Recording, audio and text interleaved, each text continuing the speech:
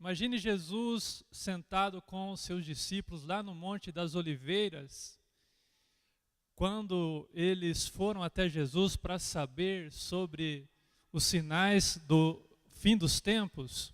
Imagine que Jesus tivesse dito para eles, por exemplo, mais ou menos o seguinte: olha, meus discípulos, vocês estão querendo saber sobre a minha volta, eu vou falar para vocês. Eu voltarei no ano de 2018, por exemplo. Ou daqui a 2018 anos no futuro. O que você acha que teria acontecido se Jesus tivesse nos dado o dia e a hora da sua vinda? Você acha que teria sido uma boa ideia, por exemplo? Uma coisa é certa. Eu parei para pensar sobre isso depois de ter estudado sobre a vinda de Jesus, e uma conclusão a que eu cheguei, por exemplo, é que se os discípulos soubessem algo sobre o dia da vinda do Senhor, se eles soubessem, por exemplo, que 2000 anos se passariam sem que Jesus voltasse, uma coisa é certa: a Bíblia seria diferente do que ela é. Por que eu digo isso? Por exemplo, o apóstolo Paulo jamais teria recomendado o celibato, por exemplo. Ele recomendou o celibato havia ali uma motivação escatológica. Ele recomendou que os homens não se casassem para que pudessem se dedicar à obra de Deus, porque eles criam estar vivendo os últimos dias. Então, provavelmente isso é algo que não teria na Bíblia. Pelo contrário, o apóstolo Paulo é provável que escrevesse mais sobre como viver nesse mundo. Talvez ele escrevesse mais desse palestra sobre casamento, palestra sobre cultura, por exemplo, não é verdade? Talvez ele fizesse isso, ele não fez, porque ele cria que Jesus voltaria na geração dele. Então essa seria uma outra diferença. O conteúdo da palavra de Deus seria diferente. O evangelho também não seria pregado com a mesma urgência. Eles pregavam com urgência por quê? Porque eles criam que Jesus estava voltando. Se eles soubessem que se passaria 2000 anos sem que Jesus voltasse, talvez eles não pregassem com a mesma intensidade, talvez eles não pregassem com o mesmo senso de urgência. Eles pregavam com senso de urgência, eles corriam contra o tempo porque Jesus estava voltando. É provável também que os primeiros discípulos, aqueles que está lá no livro de Atos dos Apóstolos, que venderam os seus bens e levaram o dinheiro para que os apóstolos distribuíssem na comunidade cristã primitiva, é provável que eles tivessem pensado duas vezes em venderem todos os seus bens. Porque há uma concordância, por exemplo, entre muitos comentaristas bíblicos, que havia também uma motivação escatológica por trás deles venderem os seus bens. Ou seja, eles vendiam os seus bens para investir na obra de Deus, porque eles criam que aquela era de fato a última geração e que Jesus estava voltando. Então muita coisa na palavra de Deus seria certamente diferente se Jesus tivesse dito para eles o dia e a hora da sua vinda.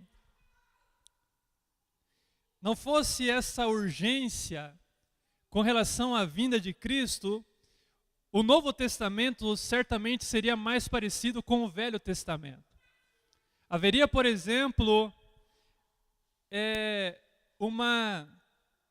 um foco maior em prosperidade, haveria um foco maior na nossa vida aqui nessa terra, mas não há. Por que que não há? Por que que o conteúdo do Novo Testamento, em termos de foco principalmente, é diferente do Antigo? Não é que Deus não prospere mais,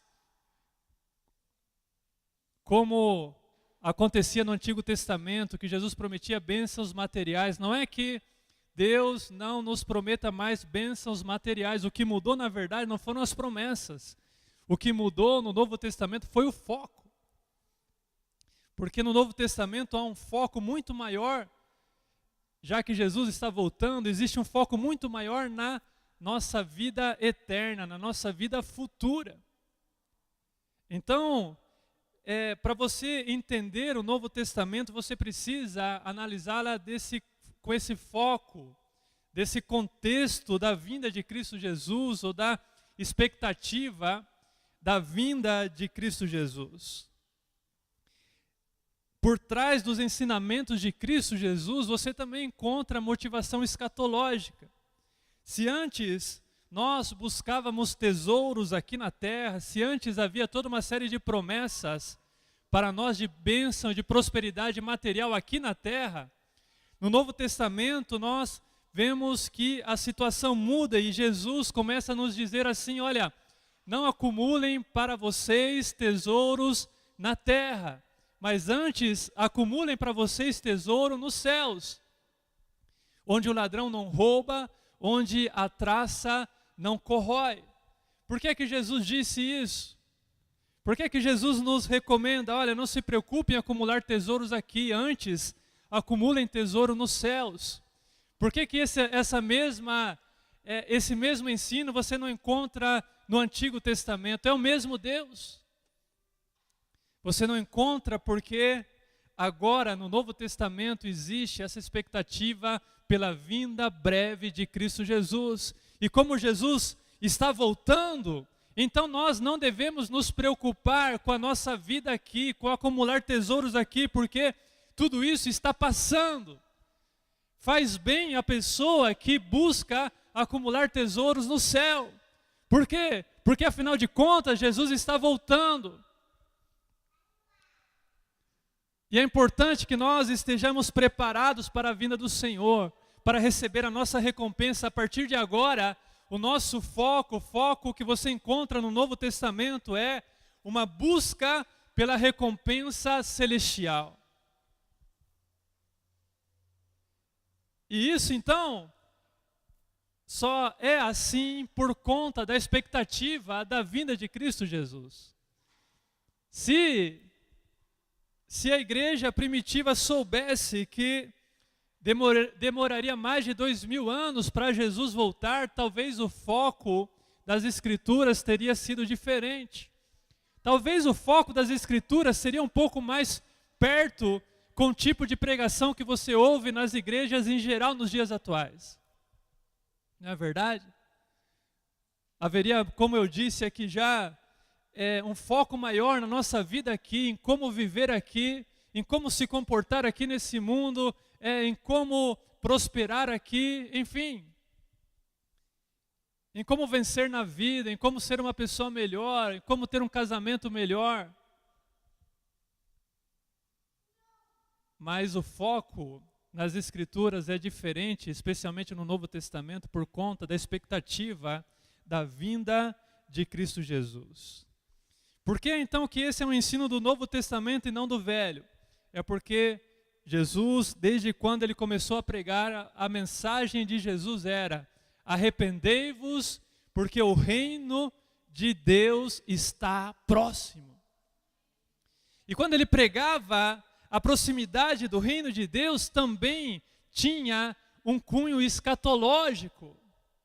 João Batista, por exemplo, ele pregava também a respeito da proximidade do dia do Senhor. Ele dizia, ou melhor, a respeito da proximidade do reino de Deus. E ele dizia assim: olha, o machado já está posto à raiz das árvores.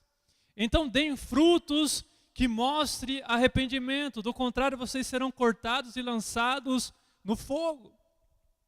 Então desde o começo, sabe, era uma pregação escatológica, era uma pregação que fazia as pessoas respirarem a volta do Senhor, fazia as pessoas respirarem o dia do Senhor. E isso você encontra, sem que você atente para isso, se você, por exemplo, tirar esse elemento escatológico, você terá mutilado o Novo Testamento. O Novo Testamento perde um pouco de sentido, a menos que você olhe para ele dessa forma. É isso que te ajuda a entender muitas das coisas que você encontra lá no Novo Testamento. E aí, talvez alguém possa pensar assim, bom, já que Jesus não voltou 2000 anos depois, talvez realmente fosse melhor que eles soubessem que iria demorar. Porque pelo menos, talvez a Bíblia não sendo tão escatológica, talvez a Bíblia sendo um pouco mais preocupada com a nossa vida aqui, sabe? Haveria conteúdos mais interessantes na Bíblia. Por exemplo, a Bíblia poderia falar um pouco mais sobre política, um pouco mais sobre família, um pouco mais sobre casamento, um pouco mais sobre como vencer na vida. Isso talvez seria bom, seria mais útil para nós que já estamos aqui 2000 anos depois e Cristo ainda não voltou.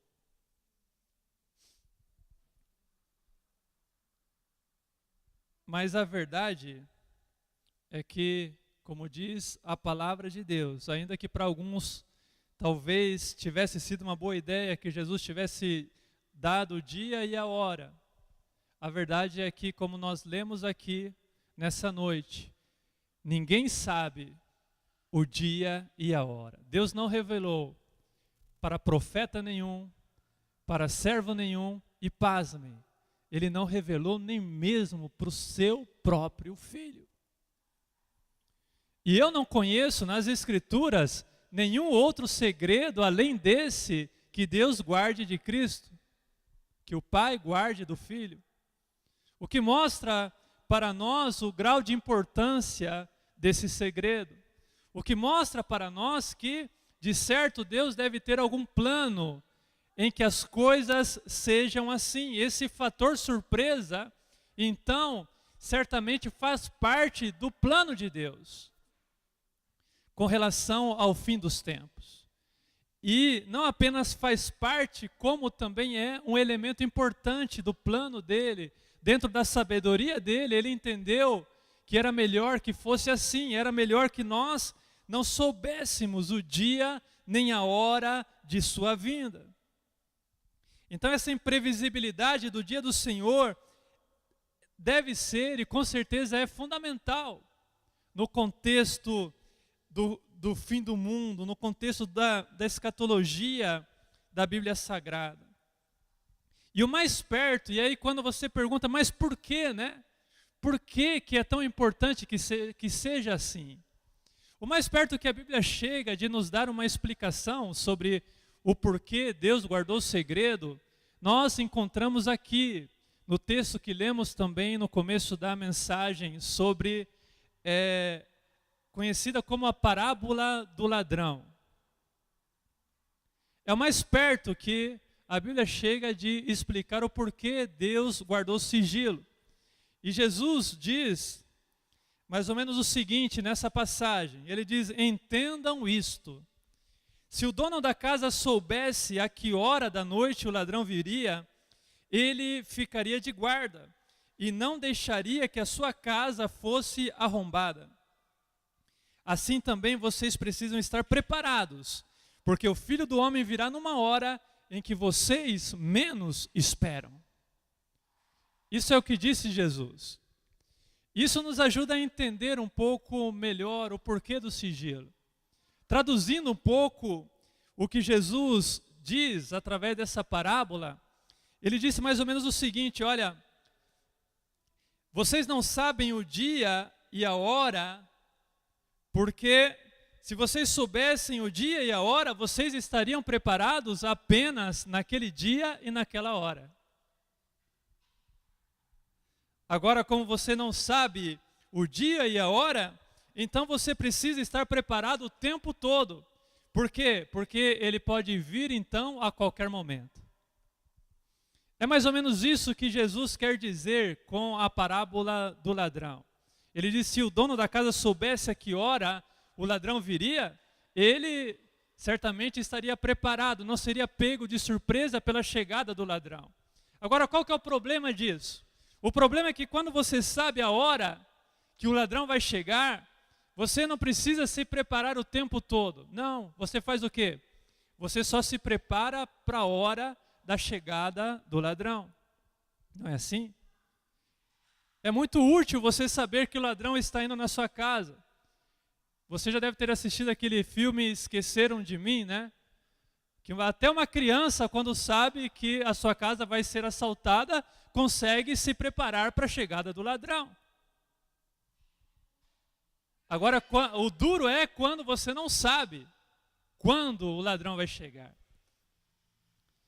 E é interessante e até bom que Jesus tenha utilizado esse exemplo do ladrão aqui para nos ensinar, porque essa questão do ladrão é um pouco contemporâneo para a gente, né?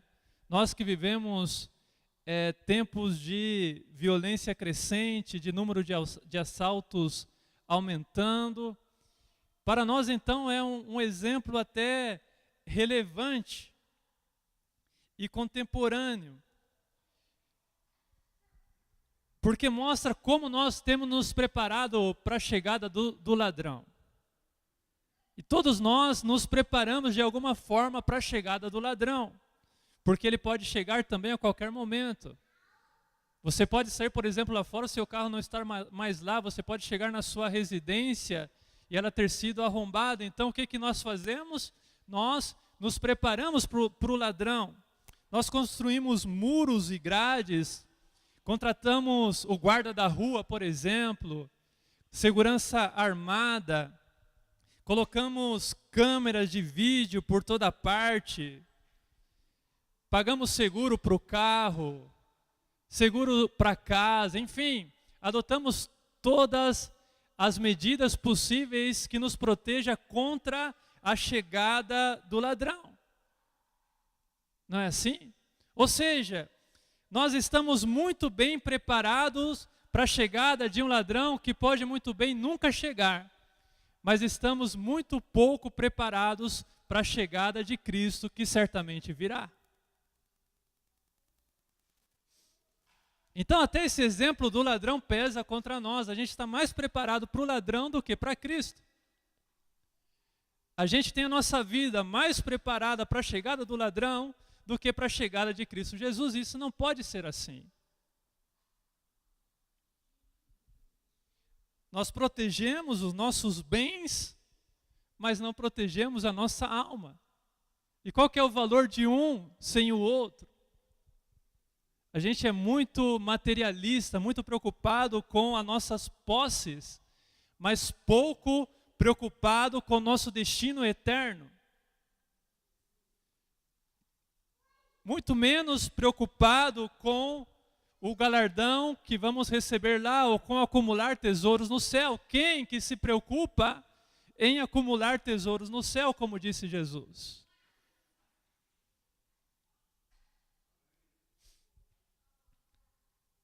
Sabe, nós temos uma tendência muito grande de nos concentrarmos naquilo que é urgente e damos mais importância ao que é urgente do que aquilo que é importante.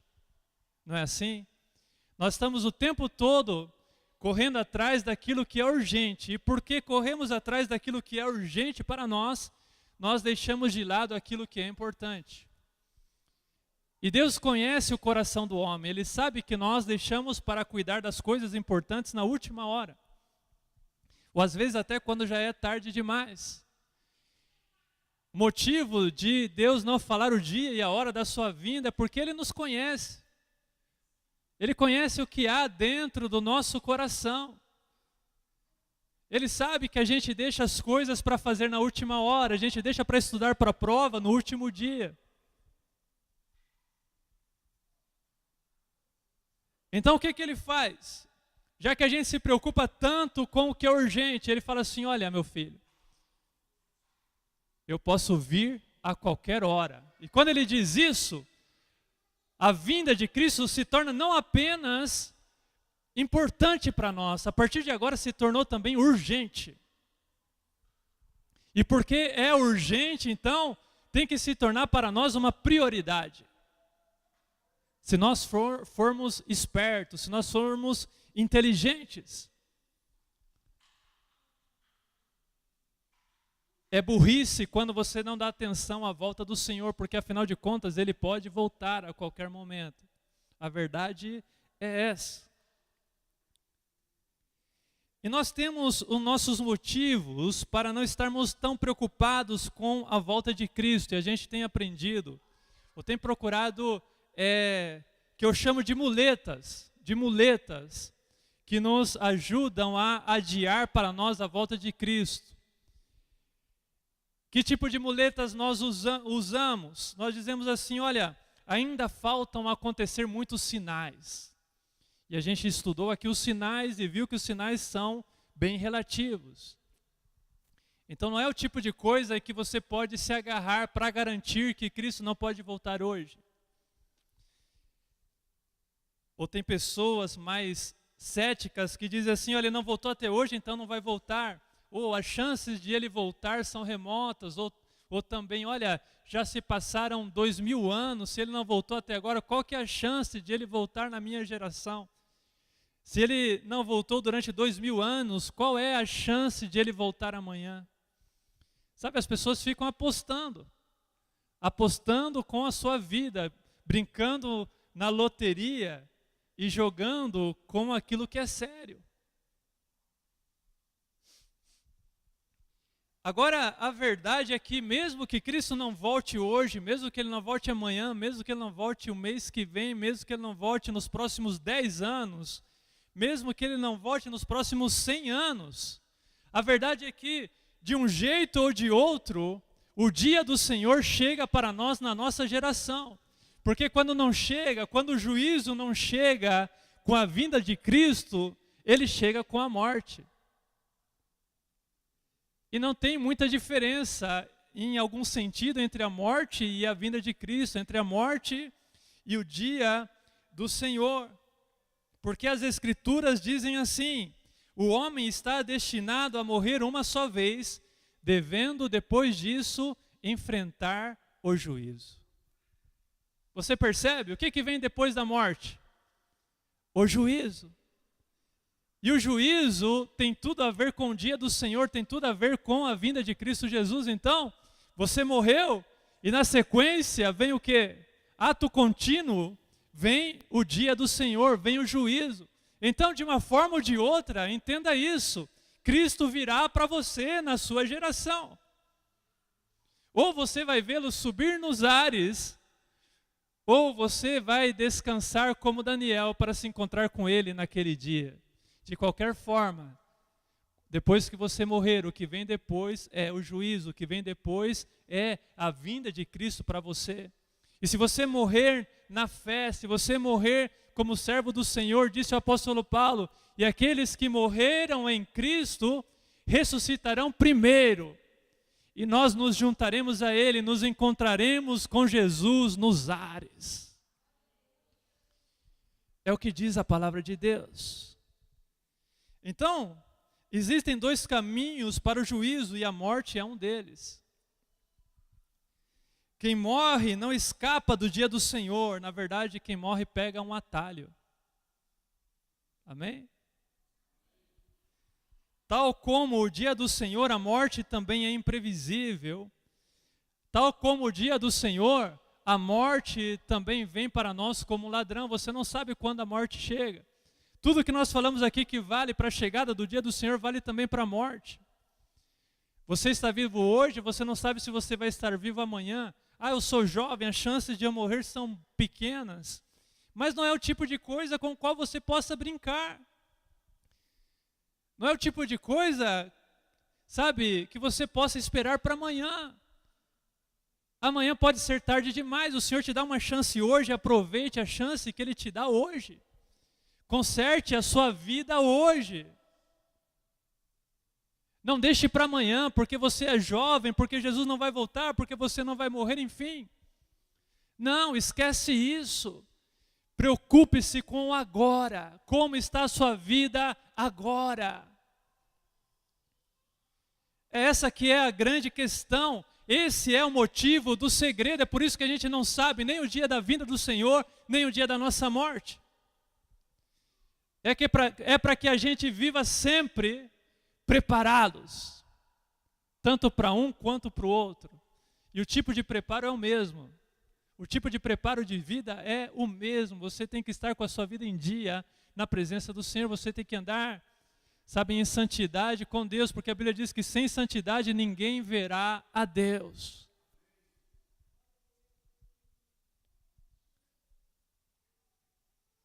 Esse é o objetivo do segredo com relação ao dia do Senhor. O objetivo é que vivamos vigilantes e que estejamos preparados o tempo todo.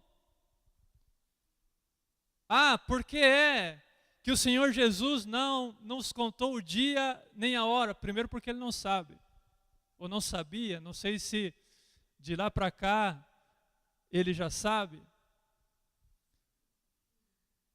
Mas Ele não nos contou por causa disso. O objetivo era que nós vivêssemos sempre vigilantes, sempre preparados para a vinda do Senhor. Como se Ele fosse voltar a qualquer momento, e Ele realmente pode voltar a qualquer momento. Eu pedi para nós fazermos uma reflexão aqui sobre o que aconteceria se Jesus contasse para os discípulos que Ele voltaria mais de 2000 anos depois. E a gente viu que, muito provavelmente, eles teriam muito menos urgência naquilo que Ele fazia. Agora, imagine um pouco além, imagine a geração de 2000 anos depois. Imagine que nós soubéssemos, porque estava registrado nas Escrituras, que Jesus iria voltar no ano de 2018. Dia e hora marcado ali nas Escrituras Sagradas. Jesus sentado com os discípulos no Monte das Oliveiras, falou assim: olha, marquem na agenda de vocês, eu vou voltar no 1º de janeiro de 2018. Para eles, sabe, eles teriam, ufa, vai demorar ainda, né? Mas e para a gente?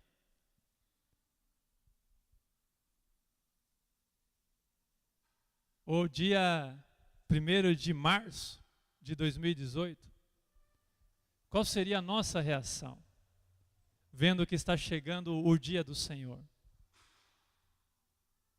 O que você faria se você soubesse que Jesus viria o mês que vem?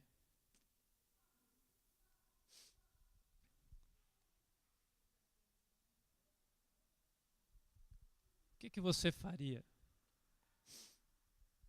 A Bíblia diz que o apóstolo Pedro escreveu assim: olha, vivam esperando o dia do Senhor. Então, é uma instrução da palavra de Deus, que nós devemos viver esperando pelo dia do Senhor. Então, quem vive, sabe, como se o Senhor fosse voltar hoje, ou fosse voltar no nosso tempo, faz bem. Segue uma instrução das Escrituras Sagradas. Quem espera o dia do Senhor não é pego de surpresa quando acontecer.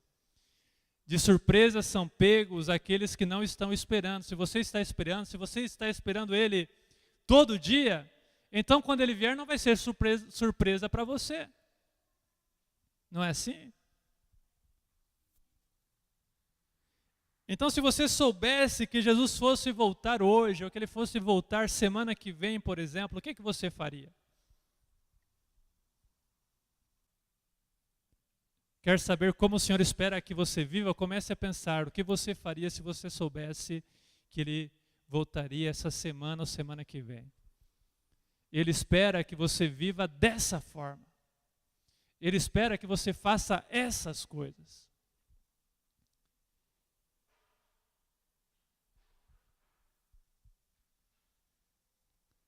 Sabe, as pessoas que acreditaram ou acreditam que o dia do Senhor está próximo, elas agem com extremo senso de urgência. E nós temos exemplos disso. Um exemplo é a igreja primitiva. E nós vemos como eles agiam com urgência. Mas ao longo da história, também existem exemplos para nós de pessoas que pensaram ter descoberto a data da vinda de Jesus. Se você procurar, por exemplo, lá no início da história da igreja adventista, se você ler, por exemplo, o livro O Grande Conflito, da Ellen G. White, que é, acredito eu, uma das precursoras da igreja adventista, você vai encontrar lá a história de alguns homens que pensaram ter descoberto o dia que Jesus iria voltar. E você vai encontrar lá também o testemunho de como elas agiram com relação a isso. Então, mesmo que eles estivessem enganados com relação à data da vinda de Cristo Jesus, para nós é um ótimo exemplo de como normalmente as pessoas agem quando creem que Jesus está voltando em uma data específica. Se você pegar o livro lá para ler, por exemplo, você vai ver que a primeira coisa que ele fez depois de descobrir a data que Jesus viria foi pregar a palavra de Deus. Ele se sentia na responsabilidade de pregar, de anunciar que Cristo estava voltando. Então ele saía por toda parte, por todas as igrejas, pregando a volta de Cristo Jesus naquele dia específico. E as pessoas que abraçavam, que compravam aquela ideia, sabe, havia uma revolução na vida delas, elas tinham uma transformação de vida tremenda, havia arrependimento, havia todo tipo, sabe, de compromisso maior, as pessoas realmente se preparavam para a chegada daquele dia, para a chegada de Cristo Jesus. Isso mostra, sabe, um pouco do que há no nosso coração. Por que que é preciso que seja assim? Por que que precisa, sabe, a gente assistir o capítulo de uma novela que mostra como vai ser o arrebatamento, para a gente se sentir tocado, a repensar a nossa vida? Por que que precisa esse tipo de coisa, sabe, para tocar na nossa emoção, para nos trazer de novo à realidade? E isso mostra um pouco de como nós somos, de como nós somos suscetíveis às nossas emoções, de como realmente Jesus nunca poderia ter falado para nós o dia que ele voltaria. O sigilo é fundamental, dado como somos nós.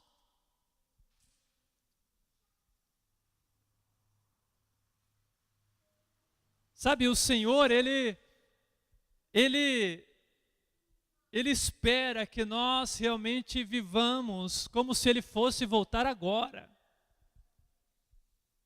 É por isso que a Bíblia não fala o dia nem a hora. Por quê?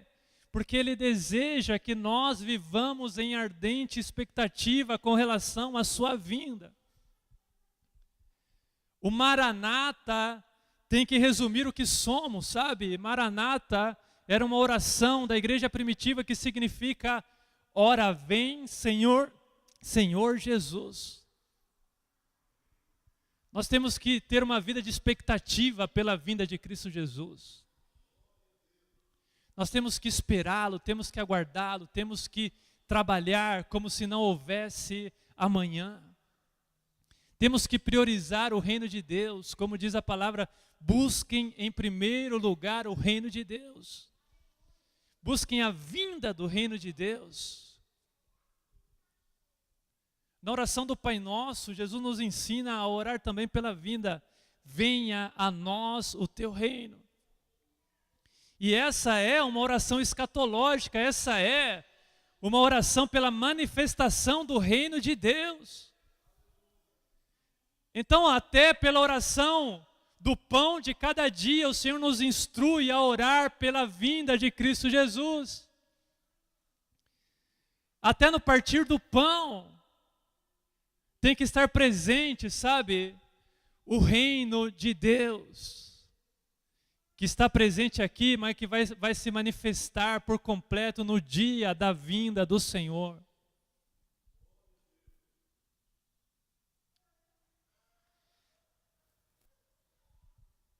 É assim que o Senhor espera que nós vivamos.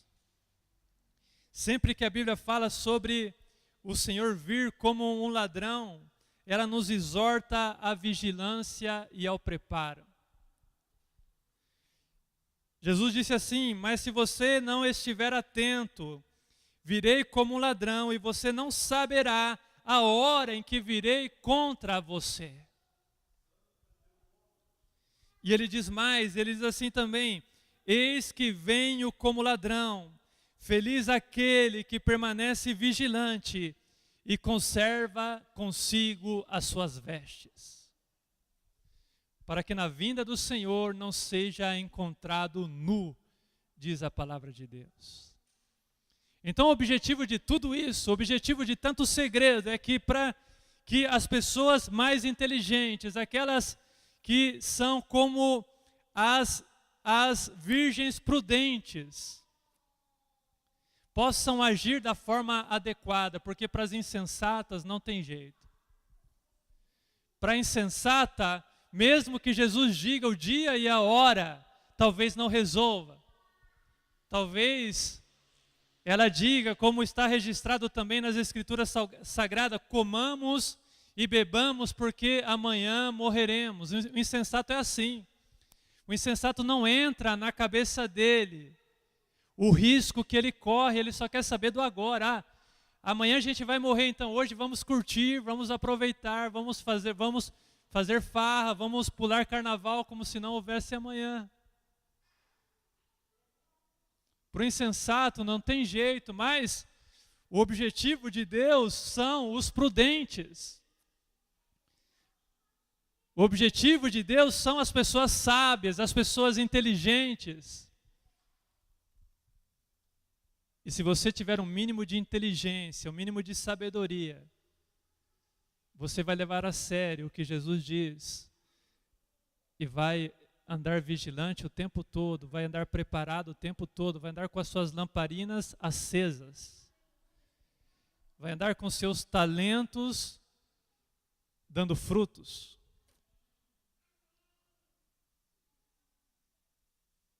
Porque é assim que Deus espera que nós andemos. Amém?